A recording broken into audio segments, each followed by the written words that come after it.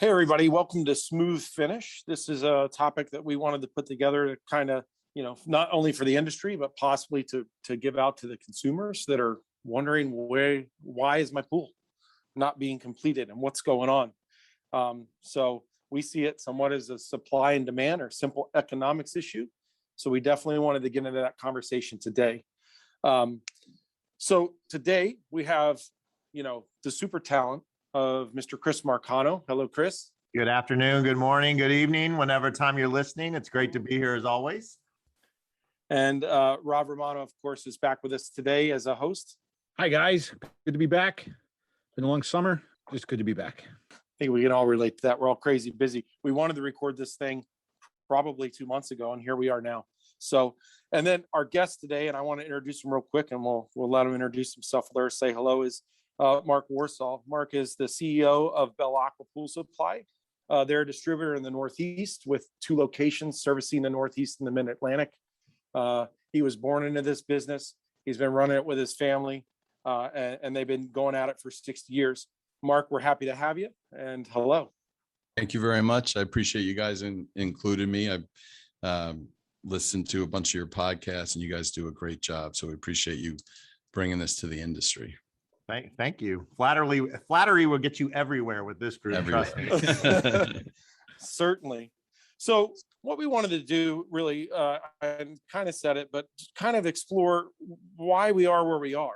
And the funny thing about it is our podcast from when we started it kind of talking about COVID. We've wanted to insert our education pieces and this and that, but it keeps coming around to topics that are so hot and why the industry is so hot right now. And that, COVID kind of the catalyst, the fact that money was low interest and available. And then, with all that going on and demand being so high, we're running into labor shortages, whether skilled or not skilled, just in general. I think that's kind of across the board, but just part of our conversation today. And then just getting product in the door. So that's kind of where we're going. I think we started off just talking kind of about COVID and how it really super generated the demand. Yeah, I think that's a good place to start the conversation because, it's easy to get lost in the amongst the trees in this forest, particularly because it has the chain of events has been so disruptive. And I use that term. It can be disruptive, can be a good thing or a bad thing, but it's just there's been so much change at so many levels. Mark, in your opinion, and being third generation, to say that chlorine is in your blood is an understatement. That is true. That is true. Yes, yeah. So, in your opinion, let's start at the top of the series of events here. We have this pandemic. We have COVID. Right. How did that start to change your business and how you go about your company's day to day? And we'll kind of start there and drill down. Yeah. So if we can go really back to the beginning, yep. Aqua Pool Supply, New Rochelle, New York. We were in the beginning epicenter of COVID. So we were when they still had the quarantines and the hot zone before they called it, stay at home orders and stuff. They actually started using the word like quarantine, that was a little scary word. And we were at the beginning of this thing. So that was very difficult for myself, my employees, and, a lot of our surrounding customers. Obviously, then we had if you really want to go back, you had the construction halt in New York, New Jersey, Pennsylvania, Connecticut, in our neck of the woods. A lot of the rest of the country didn't actually have some of the shutdowns that we had. So we had where you almost couldn't do construction for, almost week. I think May 18th is when construction technically opened up in New York. So you had a lot of backup in, activity. So now you had jobs pushed off. I will tell you that I think COVID was certainly the catalyst. All the manufacturers never recovered from that beginning where they had manufacturing delays and shutdowns. And, you took, whether it's finish lines or tile lines or heater lines, and all of a sudden they weren't able to make the same amount because they had a social distance on their plants and their floor. So that never recovered. And then all of a sudden, the end of the season, middle or end of the season, we had such unbelievable demand because everybody was social distancing. And where else better to social distance in your backyard at home? So the demand at the end of last year, we saw it coming. And I just think from there, it just kept on going. But I'm just going to, I know you wanted to talk about the past, but Yeah. I'll tell you what we're seeing now. And if I can expand on what I'm seeing now, I think that even if COVID, obviously it's still an issue everywhere, but even if COVID, thankfully or hopefully gets better and goes away, my opinion is the fundamentals of the way people are now working from home and working remotely has changed our industry forever. I mean, the amount of people that can, commute to a metropolitan area 1 or 2 days a week and then spend the rest of the week at home will change our business model forever. There's a lot of real estate that's been changing hands. Those people are sitting on the sidelines waiting for renovations. I think that we have years to come. So it really started out where a lot of manufacturers, I think, were even concerned about, putting in extra investment into lines and starting new factories and product. I think they're over that by now. I think that they realize that this is here to stay. Yep. And as soon as we see the renovation market, I mean, if somebody changes hands in real estate, I think they renovate their kitchen first, their bathrooms, maybe their home theater, and then they get to the pool last. So I think we have a few years yet of the renovation market to be strong. And a lot of my customers were telling customers sit on the sideline because they knew they couldn't get equipment or finishes or tile. So they said, if your pool's working, let's not take it apart and let's not renovate it now. So I think that's yet to come. No, I agree. And I particularly don't want to necessarily, discuss the quote unquote past because we've all lived it, right? I think we're all anxious to identify and discuss, solutions, the reality of the challenges that COVID has presented from different perspectives, and also I'd love to kind of dig into the whole phenomenon of this surge we've seen and this boom. I mean, really an unprecedented boom of construction. I mean, catalyst was the catalyst was COVID. It was the driver, people. No, that was the beginning for sure. People had money earmarked for vacations they couldn't take, they did this. Real estate became very, even more healthy. Folks had equity in their homes. We had a great conversation with the financial side of our industry when it came to the, loaning money for pools. And it is true, it was there. If you wanted cash, you had it. And so here we are. And in the middle of this boom, I mean, how high does it go? How long does it last? What does it look like when we really spread it out? But the separate conversation is how do we, meet the demands created by this boom? Because I can tell you right now from a manufacturer's standpoint, every single process of making something for this industry is strained right now. Mm-hmm. And if you put something in a bottle, if you make something on a line, if when it comes to production, every single thing has had to change, and it's been more challenging to change that. You can't just throw money at it and get other people in. And we also have the issue of shipping, which I'm sure we'll get into, and transportation costs and containers and this drying up labor shortage when it comes to certified drivers for transportation companies. So there's so much to discuss here. Yeah, I think that I'm sorry. No, Mark, I was just going to say, from your perspective quickly, having said all of what I just said. Yeah, that's a lot. You covered a lot. It is. Pick one that's near and dear to your heart. So I would say to you that, at the beginning here, I think what initially affected the pool industry. So you look at, I think we're one of the first to experience shortages, right? I remember the end of last year, there was toilet paper, obviously. So everybody kind of knew that, and whatever meats and stuff. But then in a business setting, I think we were one of the first to experience shortages. And I think that's because our industry grew so much, and a lot of our industry doesn't have, like if you're Walmart or Target and you're getting ready for the Christmas season, I think you have like a year's worth of inventory, or you ordered stuff a year ago. Our industry doesn't have a year's worth of inventory. And then we just depleted so fast last summer. And if you're a manufacturer, one of the bigger manufacturers, and you said you got to make 200-300% more equipment. I mean, if you're General Motors and somebody said to you, you got to make 300% more cars in like 2 months, you can't do that, right? It takes you 5 years to do 5% more cars. There's not enough raw materials or anything like that to make. So I think that our industry got hit first, which is why I think the shortages now have trickled into this year, and we already know that they're going to trickle into next year. The one thing I'll tell you, I think that the consumers are getting a little bit more aware that it's in every industry. I mean, so if somebody's trying to finish a kitchen, they might not be able to get a disposal. I think the consumers are getting a little bit more patient with that.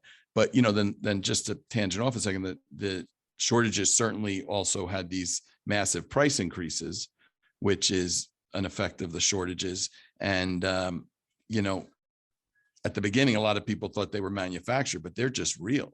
I mean, they're just real costs of doing business. Like you said, freight's double and raw materials double. And by the time you take, you know, 10 raw materials that build up, let's say they're increasing 20%, you get that into one whole good with all the different price increases. Now the whole good's up dramatically. Yep. So the shortages are leading to a lot of price increases. And that's one of the toughest things. I think the shortages are real. They're there. I mean, we can talk about what I think, you know, myself as a distributor, the manufacturer and the dealer, we're all partners in this. I mean, we're all partners in the trade here, and we all just have to, I think, with the way the manufacturer communicating and being able to ship distribution, and the dealers are realizing how they have to order so much more forward and make sure they stay ahead of their jobs. I mean, my business grew, and I've known Rob for decades. I mean, my business grew on just in time tomorrow delivery. I mean, that was Bell Aqua's motto. That was it. You don't need a stock. You don't need a store. You don't need to stay ahead of me. You place an order, you're getting it tomorrow. It took quite a bit, you know, quite a bit of months to educate our dealers that that's not going to happen anymore. But you can still get an order tomorrow if you stay ahead of placing it earlier.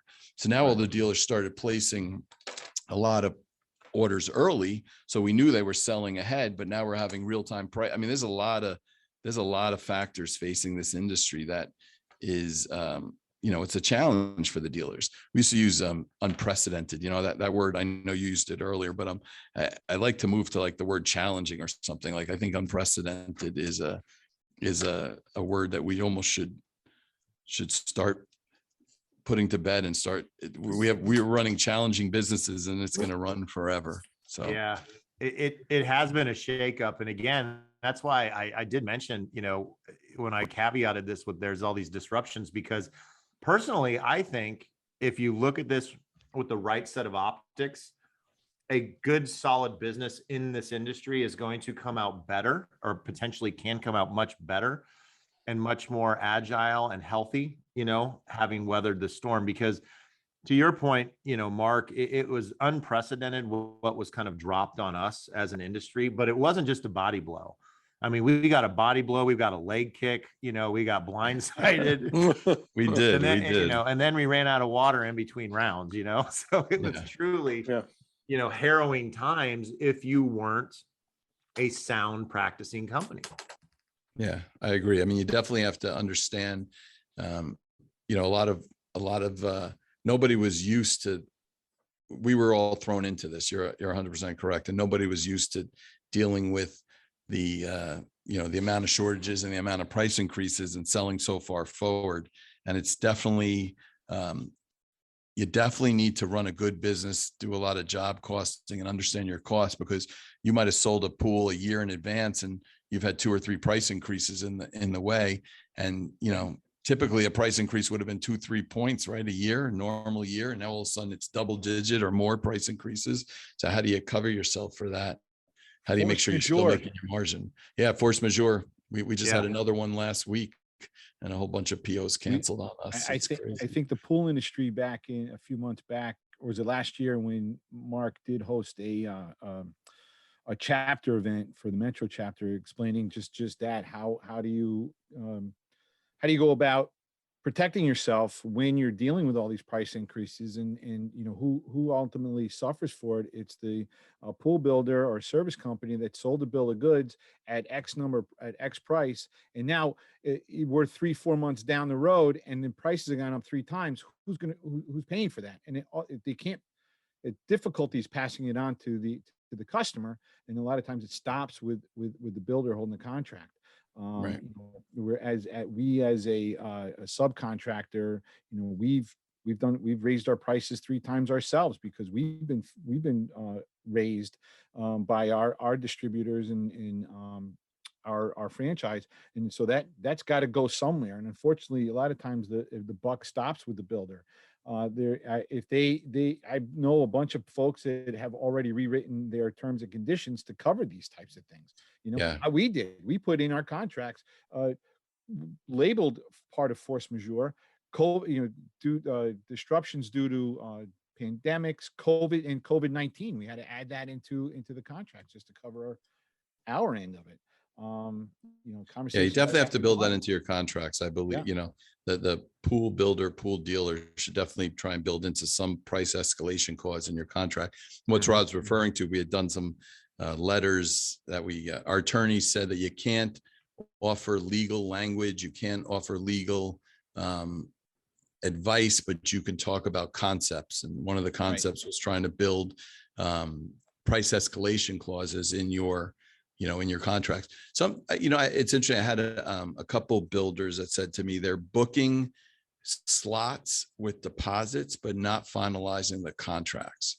So they're starting to, somebody comes to them for a pool, they can't offer them, they literally will not offer them a final price with the contract now, but they're offering that, hey, I got July 2022 available, and we're taking $5,000 or $10,000 slots to hold the date.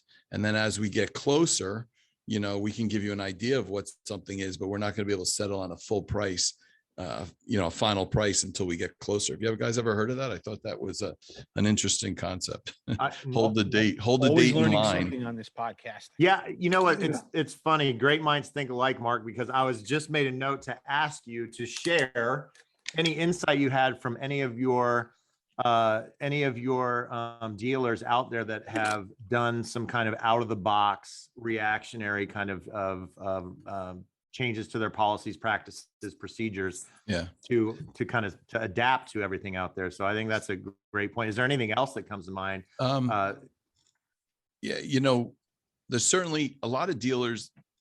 And also, the other thing, when you do job costing, one thing that was interesting, you always figure out your how many guys or girls you have on a job and what your labor is and stuff. And everybody always figures out what they're paying their people an hour.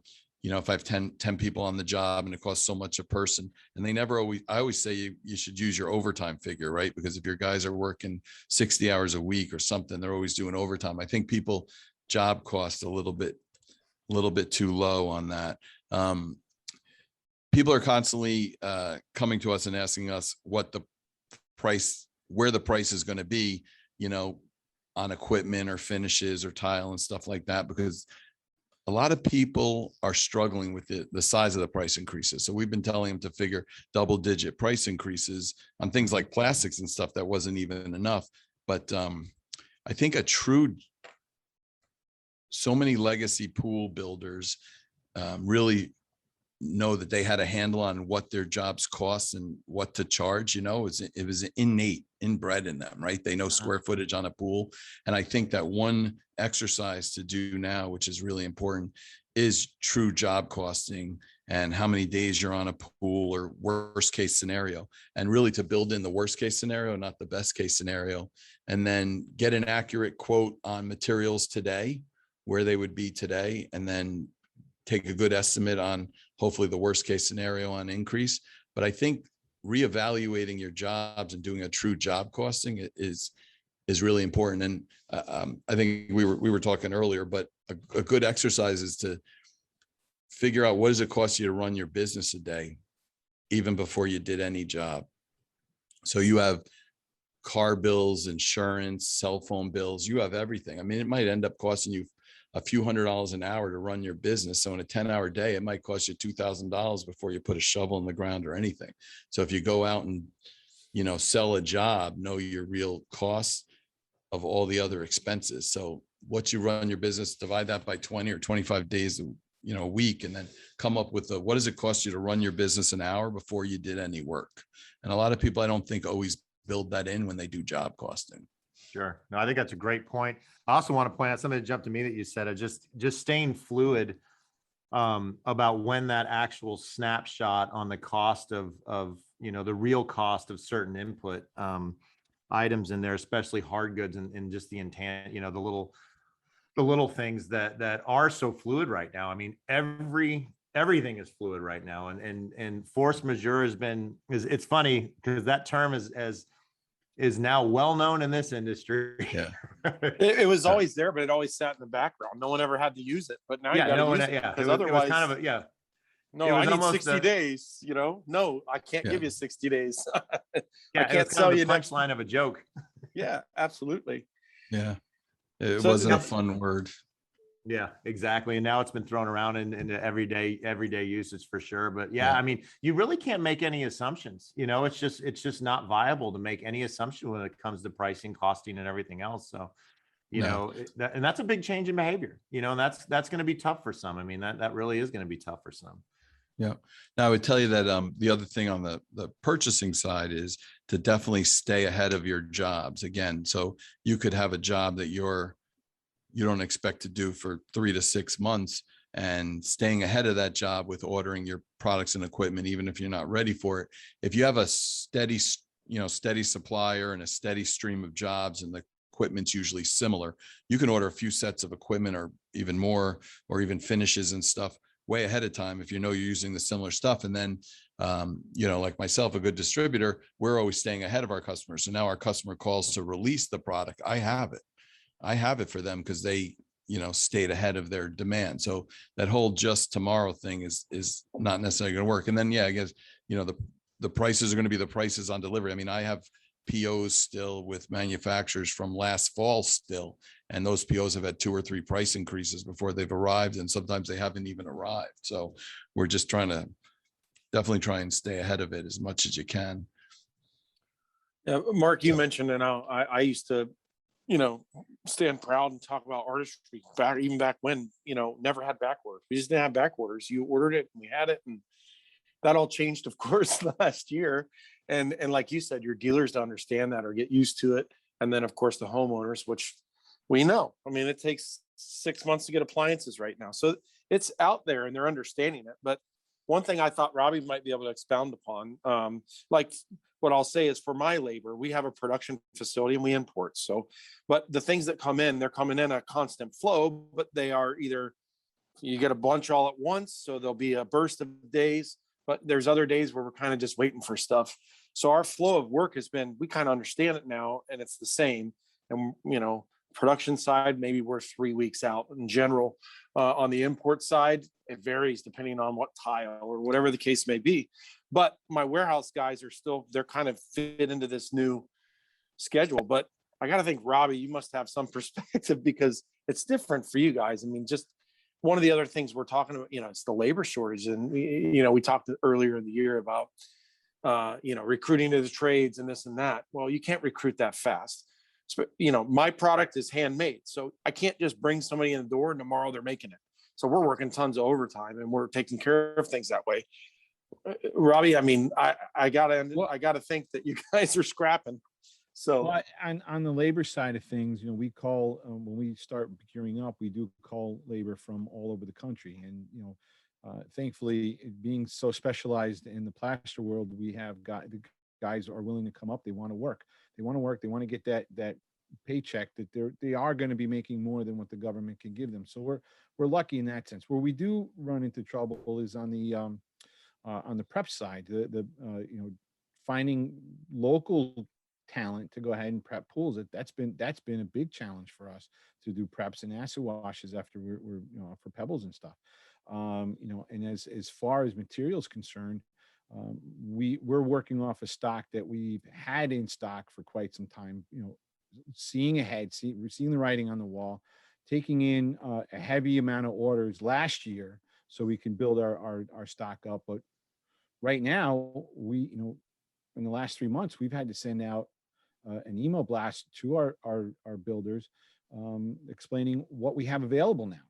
So like our color choices are dwindling because no one can keep up with that demand. We can't get the products fast enough. The manufacturers can't make them fast enough. They're still waiting for the material to come off of a barge, pick a port, and it's not coming from them. And when they do, they're the ones who are struggling really the most with, as far as I understand, with the labor to get the stuff made. So if they get product in or goes into the manufacturing plant, a sorting plant, they have to work in certain shifts with the manpower that they have. Then if they do get it made, it goes and sits out in the parking lot and waiting for a truck to come and pick it up.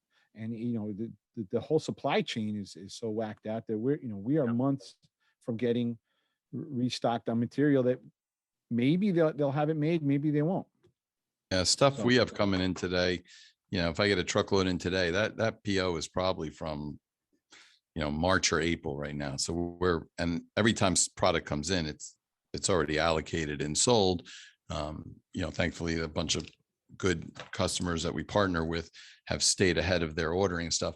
I'll tell you the color thing is I tell everybody, just sell what you have available, because if you don't want to sell so far forward some color that all of a sudden is not available, and make the homeowners today should definitely be made aware. A lot of our builders are using generic names in their contracts, not always specific brands and stuff with heaters, pumps, and filters. And it's unfortunate if that's not the way you want to operate, but it's probable that you need to operate on what's available. There's always something available that you can try and get your job done. And I think the homeowners are starting to get more understanding. They're going to have, I think, a rude awakening in Christmas season when they can't get their iPods and their PlayStations, right? So I think that homeowners are starting to get understanding. I'll tell you one thing that's been happening to us. So we have had dealers order so far forward, and we do have full sets of equipment for them. And they're always telling me that they sold so far forward, so they don't always have the capacity to get to the job. So we have found it successful in the right situation with the right homeowner. We'll tell a dealer, listen, we have this full set of equipment. It's all ready. They said, we're not on the job yet. And I said to them, let me deliver it to the job. I know in past years, you didn't want that sitting there where the homeowner is going to call you and say, when are you getting to my house? Now the message to the homeowner is, listen, I cannot get to you for several months. There are major product shortages, but I need to be able to deliver these goods. You gave me a deposit, so, you're in a good spot. Sometimes dealers are actually taking a little bit larger deposits, which might be necessary in this, in this day and age. So that would cover some of the equipment. And a lot of times we're delivering equipment to jobs or to garages, and the homeowner gets a bunch of confidence level that they have equipment there when they hear about these shortages, and not nudging the dealer. And now the dealer, he goes to ready to show up to that job whenever, he might even have permits yet, but he gets and shows up to the job and he's ready to go with everything, right? Because that's the worst thing you can do, is get to a job and you don't have pump filter heater, you don't have skimmers, you don't have steel techs or something like that. So imagine showing up to the job 3 months from now and everything's ready. So that we found to be successful in the right situation, is delivering full sets of equipment and material because the dealer pre-ordered it months ago and it's ready. Now, worst case scenario, right? And this has happened, dealer doesn't get the permit, something happens, they go pick up the goods and take it to the next job down the block because it's going anyway. So, and then it's all, for us, we on a personal note, we took on a bunch more warehouse space and square footage, and like Rob did, really ordered heavy and ordered early. But, it is good if the dealer can afford some extra space or room at a homeowner or garage or anywhere. I break it down by the numbers all the time, and I'm a numbers guy, but if I could deliver 100 pallets of sets of equipment to somebody, that's 100 pallets that's out of my warehouse. Well, what does that do? Yeah, that helps me get another 100 pallets in, right? You only have so much space. Yeah. So the more product we can move to a welcoming homeowner, and it was a problem up until recently. Now the homeowner's like, that's great. I gave him a big deposit. I got my equipment here. This job's going to get it done. So I'm just envisioning in my head almost a cartoon where pre-COVID, I absolutely do not want these pallets of random things in my beautiful backyard. And now I'm seeing people taking out with open beverages and having a little gathering in their backyard, looking at the pallets and saying, just think what this pool is going to look like around the shrink wrap set of equipment, right? This is going to be amazing one day. Yeah. No, we've delivered finishes and whatever. And the pools aren't ready, anything just to take. The dealers have got to the point where better to get it to a homeowner. They can't stock 20 sets of equipment or 20 pallets of finishes. So better to get to a homeowner house, even if it's so far forward. And it's interesting. It's a different world today. Oh, for sure. For sure. Rob, are you going to say something? Well, Mark is delivering finishes, and our business model is we're putting product on as the pool builder's ready in order to keep our wheels turning. If I went ahead and put 3 pallets or 2 pallets of a product to the side because X builder needs it for 3 months down the road, but now I'm putting all this product aside. I have nothing to work with because I'm waiting for him to finish. So on us, it's a little different. It's not that we're using the product as the jobs come up. It's a first ready, first serve at this point, just so we can keep our guys rolling. I could see where that could work through distributorship, but being a franchise holder, and other franchise holders, I assume we're doing a similar scenario. It's not as easy to just put that aside, and that's a great idea. We were doing pool equipment, by all means, we got it, throw it into the guy's garage. I could see. Two different. I can see what you're. Perspectives on that. Yeah, I can see what you're saying. For us, it's really, out of fairness, it's first come, first serve, right? So an order comes in, it gets allocated to the builder. We call the builder. Right thing to do. You're next in line. Here's the products and material for you. If they say they're not ready, they're more than welcome to not take the product. Then they go back into line. But when is that going to show up again? So that's where I think the difference is. So you're right. If they don't want it for months, it'd probably be better if I repurpose that somewhere else. But it's not fair to the person that put the order in ahead of somebody else. So I'm still trying to be as fair as I can, first in, first out with orders. One thing that I'd like to throw out, just to kind of slightly alter our thought here, but I know, Mark, you had mentioned it, and Rob, you'd alluded to it too, about the limitations of what's available. What do you think, after we get through these tumultuous times, these challenging times right now, what do you think the overall catalogs are going to look like for both equipment and finishes and even chemicals?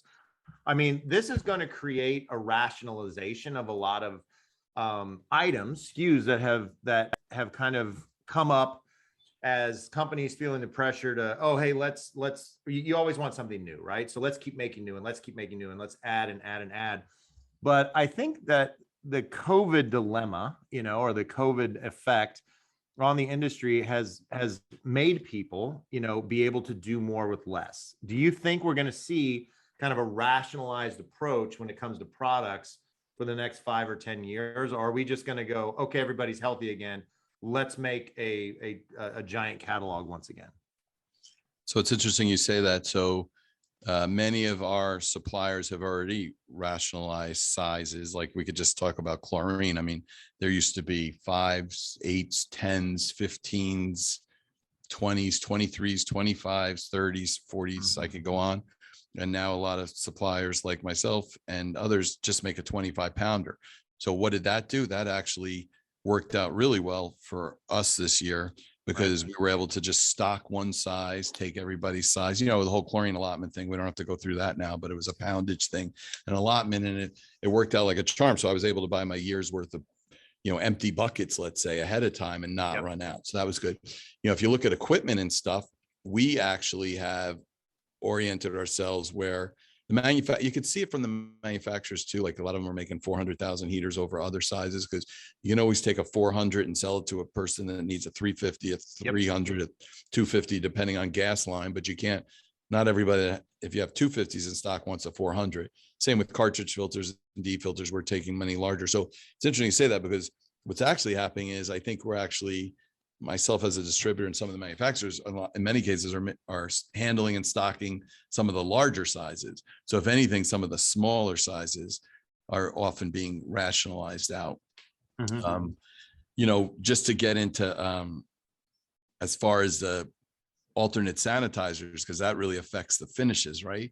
As this is something that I think is going to affect MPC or the plaster customers forever. The price of chlorine is up drastically. It's going up even more next year, depending on where that lands. So, I mean, our alternate sanitizer business, whether it's salt or ozone or UV, is up hundreds of percentages. I mean, it's everybody. So here's something you guys got to, see the more the price comes up, the more people are going to want salt generators. And maybe your next podcast is all about alternate sanitizers, but it's a true, no, it's a, no. I know, but think about what I'm saying. Yep. The sales are up drastic. Rob we can bellyache all he wants, but folks out there, our dear audience, here's the facts. Chlorine generators are still going on over 55% of the in-ground pools nationwide. Yeah. PK data just confirmed that on their last report. So it's and that, let's be honest, chlorine generator, chlorine generator, saltwater pools, they're not going anywhere. The misconceptions, all the different, fake news about them, it is what it is. They're not going anywhere anytime soon. So I'll leave it on with this note that just get educated on salt. That's really what absolutely. I think, and we will, I'm sure, have another probably three. The price of chlorine, is going to drive it much larger as a percentage. And in all fairness, I know, you run into problems with those items when they're used improperly. That's really the majority. I'll say this: the vast majority of issues with them are from operator error, meaning they're being put on and people aren't doing what they need to do to keep their pool water balance and keep the structure of the pool intact. So we'll just leave it at that. But from a distribution standpoint, the demand is there and it's not going anywhere. It's a neat idea. It's a great concept, and there's good manufacturers of these items. And, so you've got this simmering, demand. And when you throw the gas of a multi-year chlorine shortage, plus the price of chlorine is not only unavailable, or the chlorine is not only unavailable, but now the cost is going through the roof, and who knows when that's going to stabilize and level off again. So it was the perfect storm. Now, let's also point out the fact that one thing that we had, which was really interesting about this year for our industry, was that we made, like we never have before, the national news with the whole Poolmageddon, the Today Show, Hoda and Kathy, or Hoda and Savannah, we're sitting there talking about how your pools aren't going to be able to open this year, and the fear mongering, and we saw what that did. So it's just been a crazy summer. But aside from that, I mean, Mark, I'm assuming that you have seen not just chlorine generators, but I'm assuming that you've seen all types of interest, demand, volume go up for alternative sanitizers. Oh yeah, no, it is tremendous, and I will tell you that a lot of gunite builders have. So just to backtrack, everybody that makes a good salt generator typically is making a good AOP system, a UV and ozone system.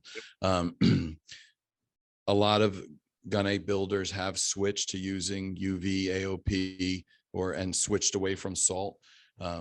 What's great, I mean, a lot of the new equipment, especially with the new DOE compliant pumps, where they're variable speed pumps, a lot of people are running their pools 24 hours a day, maybe 18 hours on low speed, 6 hours on high speed. Put an AOP system in there, small backup chlorinator. You can really reduce your chlorine. And I mean, you guys know all the technology, but especially ozone, it has an 18-minute half-life. So 18 minutes after the pump shuts off, there's no ozone. But if you're running 24 hours a day, you're treating it well. So we've seen a dramatic increase. Actually, I would tell you that almost the UV, the ozone, and the AOP has probably had a larger percentage growth than salt has. So all the manufacturers are making that, coupled with the variable speed pumps and running all the time. So there's a lot of alternatives out there to salt generators. So alternative doesn't just have to be salt. Alternative can be any kind of thing that's not chlorine, but certainly it's being pushed more by the price increases of chlorine. There's no absolutely. Question. And next year it's going to be again. So yeah, I wanted to add. So last week we did our strategic planning committee meetings, all that stuff for the NPC. So one of the hedge conversations is exactly what we're talking about. It's that we realize that we're going to have it's a research topic, a tech topic, all the things we need to get ready for with all the changes that are happening. One, just the influx of stuff being done probably improperly. But two, all the new sanitation and how we're going to deal with that, because plaster has its own needs. So I just wanted to reiterate that was definitely a conversation we were having heavy. Yes. and that we're going to be working on. So Yeah, we're ready for the it. organization is aware and working on it. Yeah. Yeah. It's Yeah, not going away. So No. And I think another thing to factor in too, is as an industry, when you look at new construction, as we evolve our own homes, right? And we all probably have, well, I guarantee we all have now smart devices, Wi-Fi networks in our houses, Nest, this, that, everything's got a network, everything's smart. You talk to the TV, it turns on, you wave your hand over here, something happens. And we're quickly evolving the modern pool operating system to that, I mean, with everybody going on, Wi-Fi enabled and all the new pads and controllers being able to be networked and controlled from a phone and monitored from a phone. Yep. We're evolving rapidly as an industry, probably faster. Mark, I've been in it. I'm a young buck. I've been in it for 20 years. I'm sure you can agree. Like, this is pretty revolutionary how we're adapting. It's actually, I'll tell you, it's really exciting. Obviously the price of the slab, we call it, has come up, but the benefit to the consumer is outstanding. I mean, can you imagine years ago to turn your heater up on a weekend, you had to go around the bushes to the back by the muddy slab and turn the dial and not know where it was? I mean, who doesn't want to have a control for their lights, their heaters, and you can talk to the controls now? Absolutely. I will tell you, that's helped our business because 100%. the consumer, if the pool is easy to take care of and it's a no-brainer, like all they have to do is talk to their pool to turn on their light show or their water features or turn up their heater, and the pool is sanitizing properly, and they have a good service company that's coming weekly possibly. It's not a lot of work anymore. Yep. And that has dramatically changed our sales, because if the homeowner felt that the pool was tedious, I mean, even with the robotic or automatic cleaners, the pool's spotless.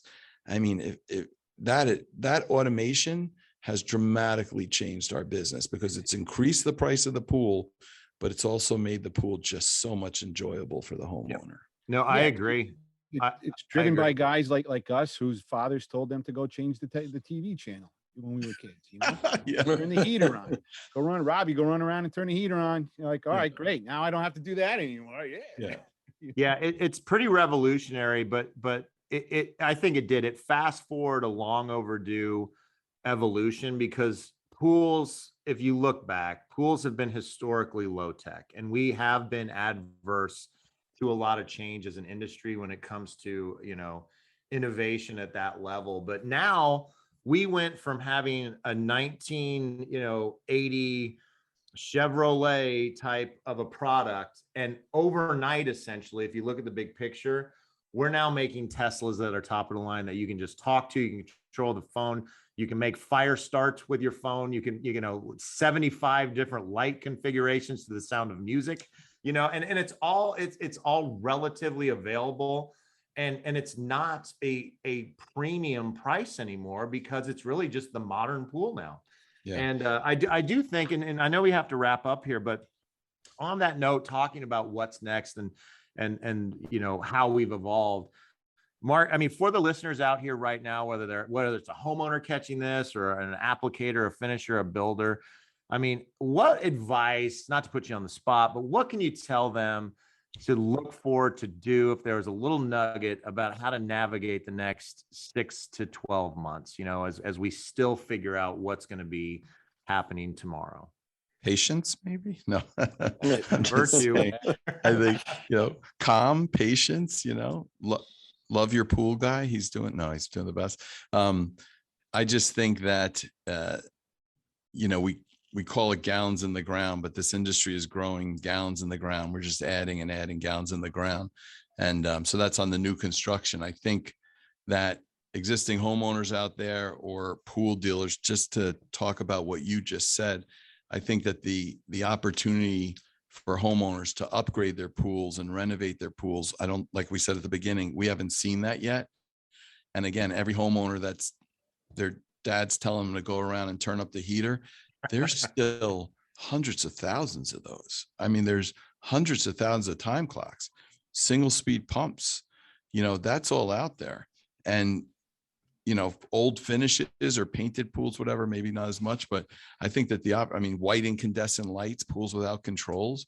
So we want to take all those homeowners and get them modernized. Like you just said, we want them to enjoy their pool more.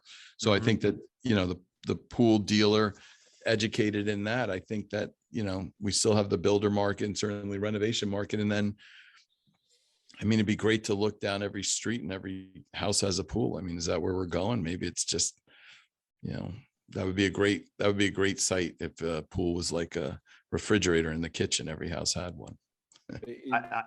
Is there any? And I agree. sign Of are the manufacturers, you know, going back to the shortages and the delays of the manufacturers giving any positive projection, like, okay, this might let up, you know, 6-8 months down the road, or is this something that we're going to have to live with for, you know, as this boon has happened, we're going to have to live with it through the boon, so to speak. I think that 23, 24. Yeah, I think that the manufacturers are still trying to do the best they can. I think I think that they're sourcing components better, but it took a year to catch up.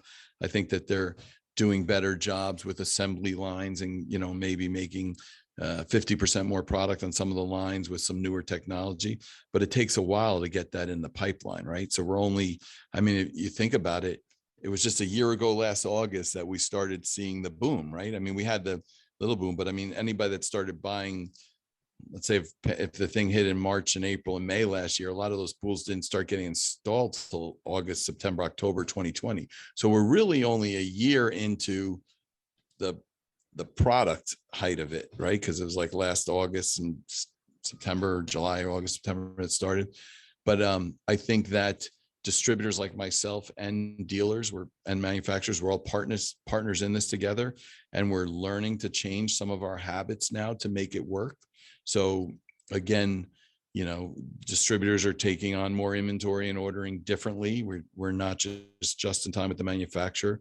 Manufacturers have longer lead times, but we're now finally getting able to process that in our systems and our purchasing algorithms and stuff.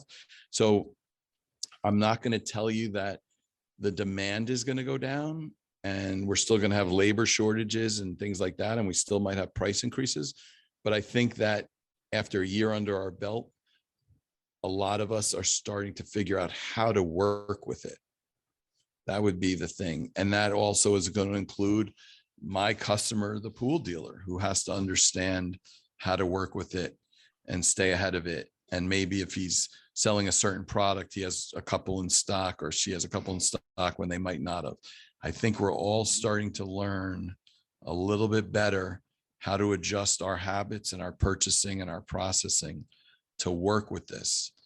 But I don't see the demand going away for a few years. And by just changing our habits, I think we can get through this. And listen, it's good, right? When did anybody ever, I mean, when should anybody never be happy about more business? Right. Indeed. Yeah. Oh, absolutely. And you know, it's the old adage, don't be reluctant or resistant to change, because oftentimes it brings good. So on that note, I think we're on the verge of a smooth finish. Mark, thank you so much for your time. Thank you. And I appreciate it. And with your insight and your wisdom, and your ability to adapt for your customers, I will say it's your customer, your network of customers out there is lucky to have you and your company. Thank you. Working with them as a partner. Yep, that's an honest compliment. So, Brent, why don't you take us out on this one? All right, Chris, I think you said it. Definitely a smooth finish, and we definitely hit on all the points. Great conversation, Mark, and I think if you guys would like this conversation, look us up online, mpconline.org or nationalplastercouncil.com, and we look forward to talking to you guys soon. Thanks all. Take care, guys. Everybody. Thank you, everybody. Thanks, Bye. Mark. Take Bye-bye. care, guys.